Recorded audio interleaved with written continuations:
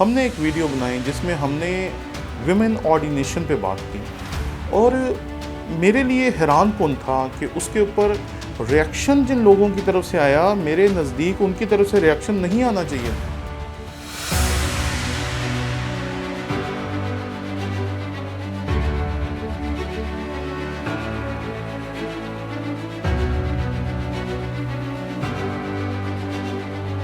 آپ کے سیکھنے کے شوق کو ہم نے خوش آمدید کہا ہے۔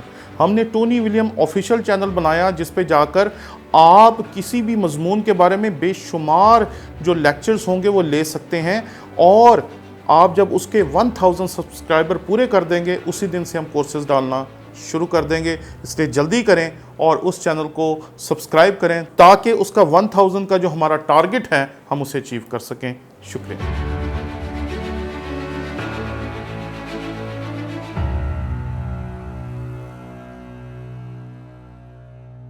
مسیح یسوع کے عظیم و جلیل نام میں آپ کی سلامتی ہو۔ میرا نام پادری پروفیسر ٹونی ولیم ہے۔ ہم نے ایک ویڈیو بنائی جس میں ہم نے ویمن آرڈینیشن پہ بات کی، اور میرے لیے حیران کن تھا کہ اس کے اوپر ریاکشن جن لوگوں کی طرف سے آیا، میرے نزدیک ان کی طرف سے ریاکشن نہیں آنا چاہیے تھا، کیونکہ ہم جس معاشرے میں بستے ہیں اس میں تمام چرچز جو ہیں اس میں خواتین کو موقع دیا جاتا ہے کہ وہ خدمت کریں، خداوند کا کلام سنائیں اور خداوند کے کلام کی خدمت کو سر انجام دیں۔ اس لیے میں سمجھتا تھا کہ کوئی یہ نہیں کہے گا کہ ویمن آرڈینیشن ہونی چاہیے یا نہیں ہونی چاہیے، کیونکہ بے شمار میری طالب علمیں ہیں جن کو میں نے پڑھایا جو کہ پینٹی کاسٹل حلقوں سے تعلق رکھتی ہیں، اور وہ اپنے نام کے ساتھ پاسٹرز لکھتی ہیں۔ پریسبیٹرین چرچ، چرچ آف پاکستان، اور زیادہ تر ہمارے جو چرچز پاکستان میں بستے ہیں وہ ویمن آرڈینیشن کے قائل ہیں۔ لیکن یہ بات یاد رکھیں کہ ہم کیوں اس طرح کی بات کرتے ہیں کہ ہم قائل ہیں، ہماری بیٹیوں کی ہم آرڈینیشنز کر رہے ہیں، ہم ان کو نبیہ کہتے ہیں۔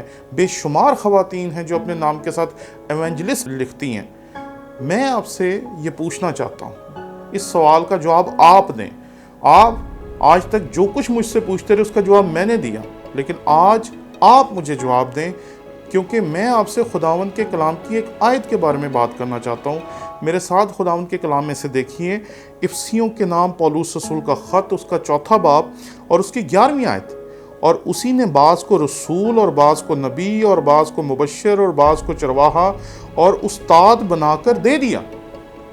اب آپ کہتے ہیں کہ خواتین جو ہیں وہ رسول ہو سکتی ہیں، نبی ہو سکتی ہیں، ایونجلسٹ ہو سکتی ہیں، استاد ہو سکتی ہیں، چرواہا کیوں نہیں ہو سکتے؟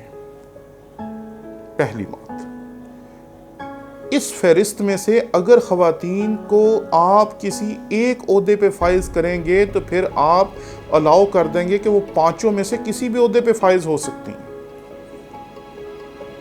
اس حقیقت کو ذرا مجھ پر عیاں کریں کہ اگر ہم مانتے ہیں کہ ہمیں خواتین کی آرڈینیشن نہیں کرنی چاہیے، انہیں خداوند کے کلام کی خدمت کا موقع نہیں دینا چاہیے، تو کس طرح آپ اس کو مانتے ہیں؟ اور آپ جو دلائل پیش کریں گے ان دلائل کے اوپر ہم ضرور بات کرنا چاہیں گے، کیونکہ اگر آپ کسی کو رسول مان سکتے ہیں، آپ کسی کو نبی مان سکتے ہیں، آپ کسی کو مبشر مان سکتے ہیں، آپ کسی کو استاد مان سکتے ہیں، تو ان 5 میں سے صرف ایک ہے جو آپ اس کو خدمت نہیں دینا چاہتے۔ اور یہ خدمت کیوں نہیں دینا چاہتے؟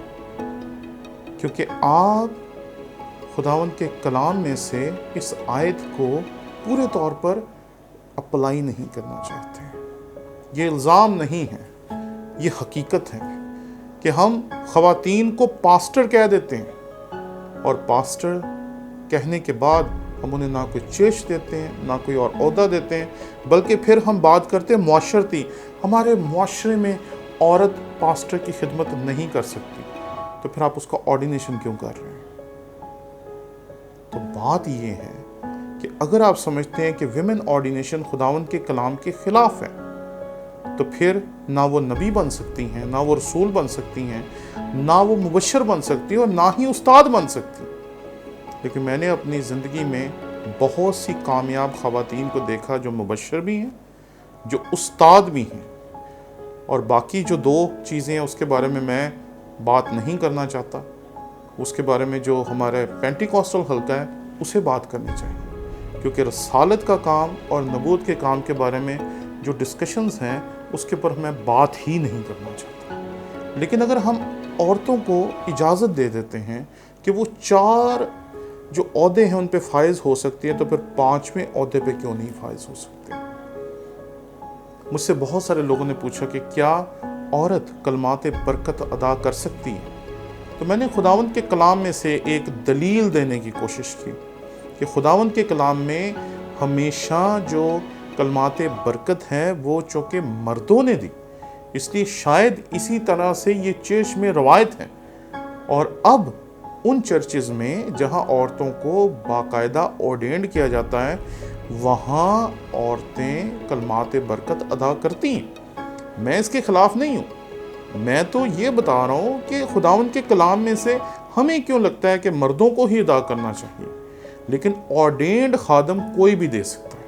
ہم جب گجرانوالہ سیمنری میں تھے ہم آرڈینڈ نہیں تھے، ہم اسٹوڈنٹ تھے، تو جب بھی کلمات برکت کی بات آتی تھی تو ہم اپنے استادوں کی طرف دیکھتے تھے، اور اگر کوئی استاد نہیں تھا ہوتا تو ہم دعائے ربانی کے بعد عبادت کو کلوز کر دیا کرتے تھے، کیونکہ اصول ہے کہ اگر آرڈینڈ خادم نہیں ہے تو کوئی اور نہیں دے سکتا یہ کلمات برکت۔ اور دوسری بات کہ کیا خواتین جنازہ پڑھ سکتی ہیں؟ بھئی دیکھیں، اگر تو آپ شہروں کی بات کریں گے جہاں کثیر تعداد میں آپ کو پاسبان مل جاتے ہیں تو وہاں تو آپ کہیں گے جی عورت کو جنازہ نہیں پڑھنا چاہیے، مسیحی عورتیں قبرستانوں میں نہیں جاتی۔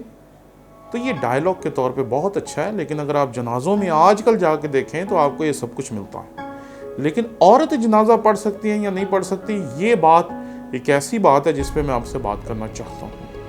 اگر آپ پاکستان سے باہر چلے جائیں گے تو خواتین یہ بھی کرتی ہوئی آپ کو دکھائی دیں گی، لیکن پاکستان میں کم از کم ایک خاتون کو میں جانتا ہوں جو میری طالب علم تھی، اور انہوں نے مجھے بتایا کہ ہمارے علاقے میں ایک فوتگی ہو گئی اور وہ وہاں پر آرڈینڈ پاسٹر کے طور پر خدمت کرتی تھیں، تو انہوں نے کہا وہاں کوئی اور پادری نہیں تھا تو وہاں جنازہ بھی میں نے پڑھا۔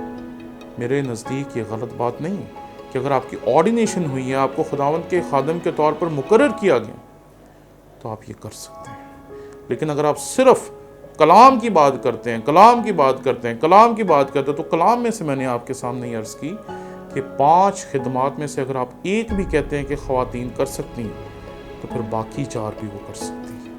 اس لیے یہ کہہ دینا کہ یہ خاتون کر سکتی ہے، یہ خاتون ہو سکتی ہے، وہ نبی ہو سکتی ہے، رسول ہو سکتی ہے، استاد ہو سکتی ہے، لیکن چرواہا نہیں ہو سکتی، یہ تفریق کم از کم میری سمجھ سے باہر ہے۔